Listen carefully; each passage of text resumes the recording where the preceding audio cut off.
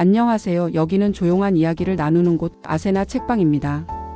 지금 들려드릴 이야기가 당신의 하루의 작은 울림이 되기를 바랍니다. 구독과 좋아요는 이 책방이 더 많은 마음에 닿을 수 있도록 도와주는 정말 큰 힘이 됩니다. 그럼 조용히 오늘의 이야기를 시작합니다.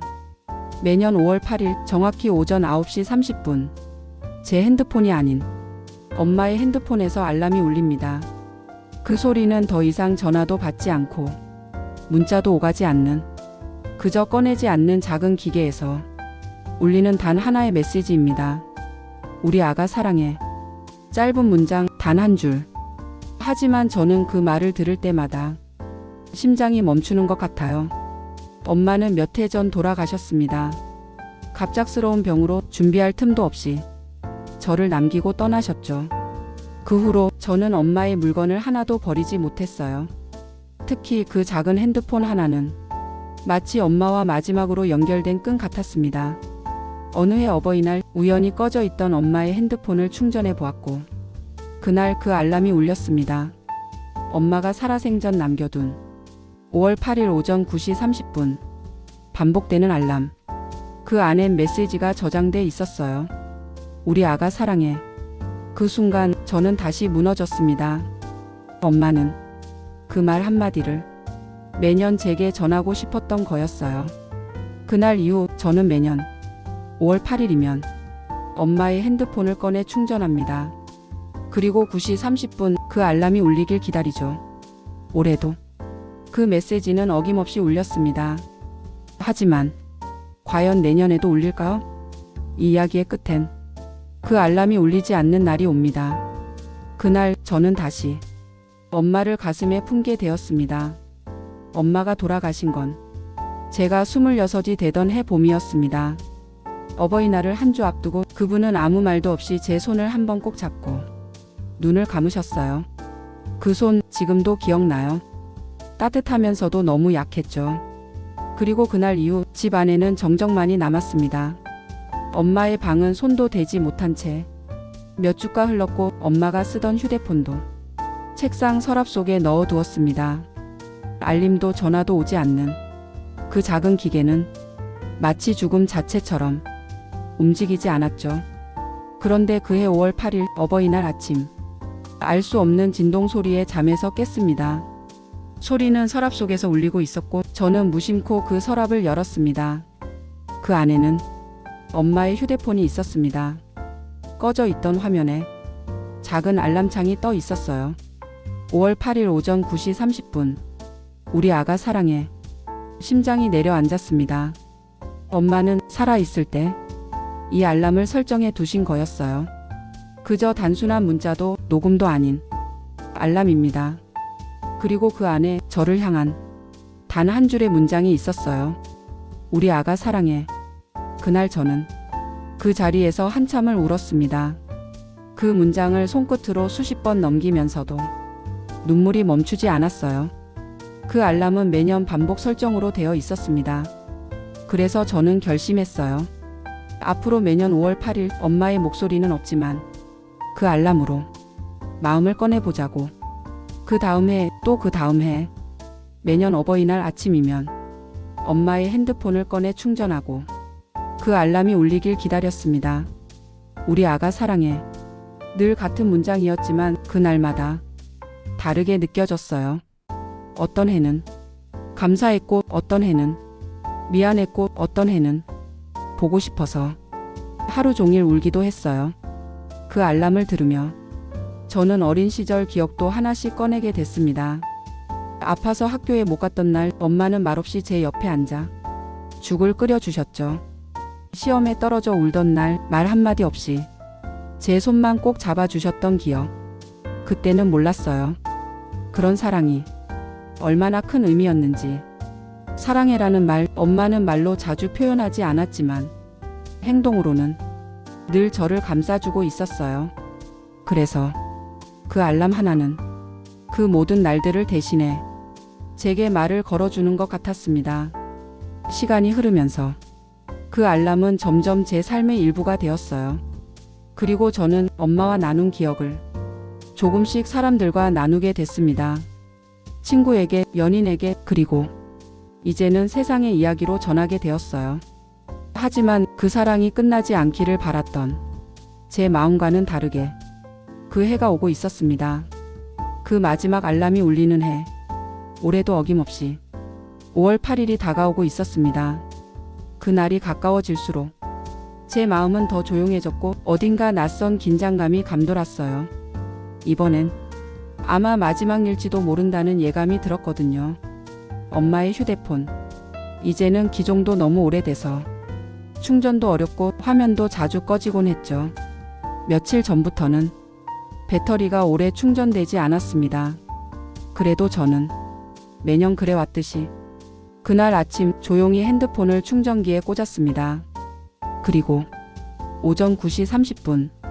제 시계는 분명히 그 시간을 가리키고 있었는데 그 알람은 울리지 않았습니다. 처음엔 기기가 고장 난 줄 알았어요. 다시 껐다 켜보고 충전기를 뺐다 다시 꽂아보고 설정을 확인했지만 그 어디에도 그 알람은 없었습니다. 우리 아가 사랑해. 그 말이 이제는 더 이상 어디에도 남아있지 않았어요. 그 순간 저는 멍하니 핸드폰을 쥐고 한참 동안 앉아 있었습니다. 손끝에 남아있던 그 진동의 기억, 그 알림음, 그 메시지의 글씨체 모두가 사라져버린 것 같았어요. 하지만 그때 제 마음속에서 아주 조용하게 울리는 소리가 들렸어요. 우리 아가 사랑해. 그 말은 이젠 기계 속 알림이 아니라 제 안에서 울리고 있었어요. 처음 알람이 울렸던 날부터 엄마는 매년 저를 사랑한다고 말해주셨고 저는 매년 그 사랑을 기억하며 살아왔습니다.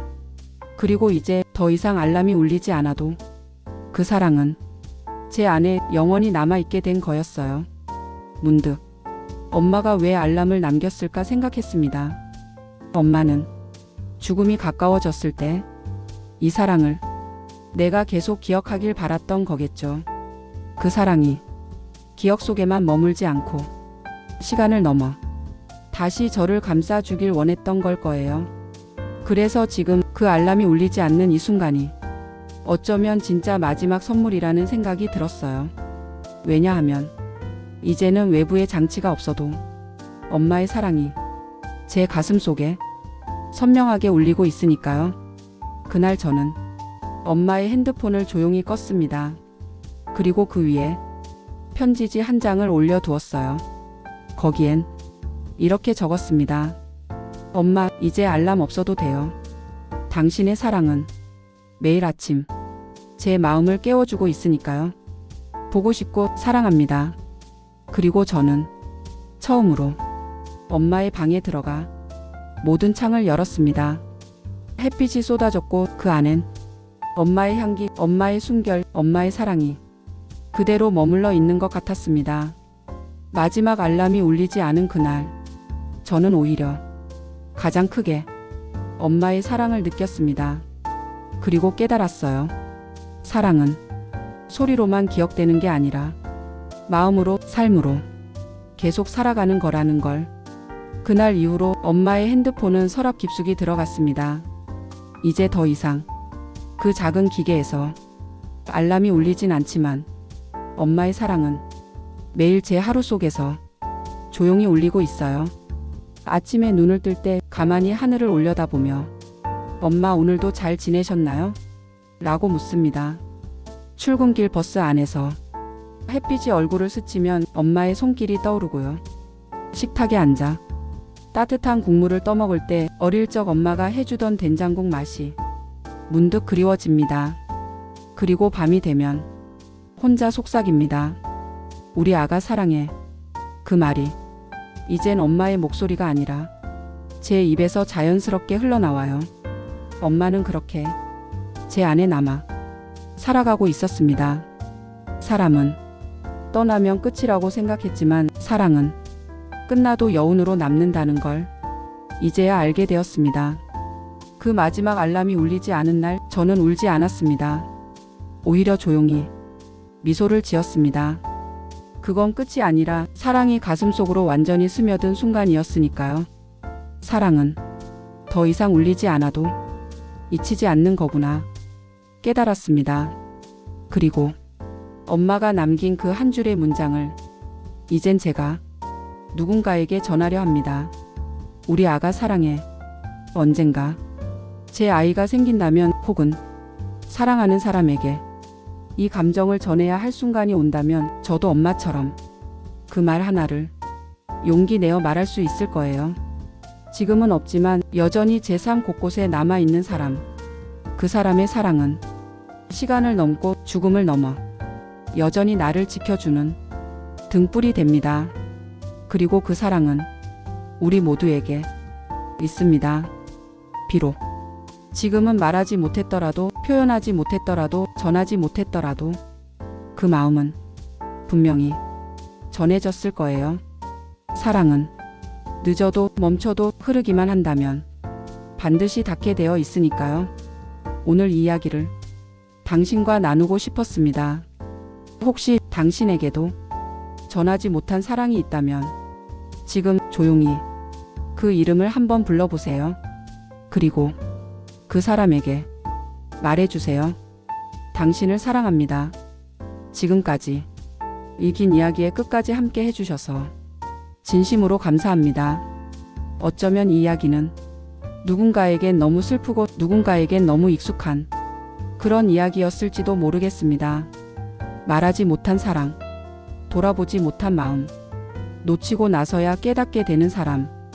혹시 당신에게도 그런 존재가 있지 않으신가요? 사랑해라는 말 한마디, 고마워라는 짧은 진심, 그때 미안했어라는 사소한 용기. 우리는 너무 쉽게 그 말을 뒤로 미루고 살아가지만 사랑은 언제나 제때 꺼내야만 그 사람에게 가닿을 수 있습니다. 아세나 책방은 이런 이야기를 나누는 공간입니다. 크게 소리치지 않아도, 많은 말하지 않아도 작은 영상 한 편이 당신의 하루를 위로하고 가만히 손을 잡아줄 수 있기를 바랍니다. 이 영상이 당신 마음속에 누군가를 떠오르게 만들었다면 그 사람에게 오늘 단 한 줄의 마음을 전해주세요. 그리고 이 책방에 다시 찾아와 주세요.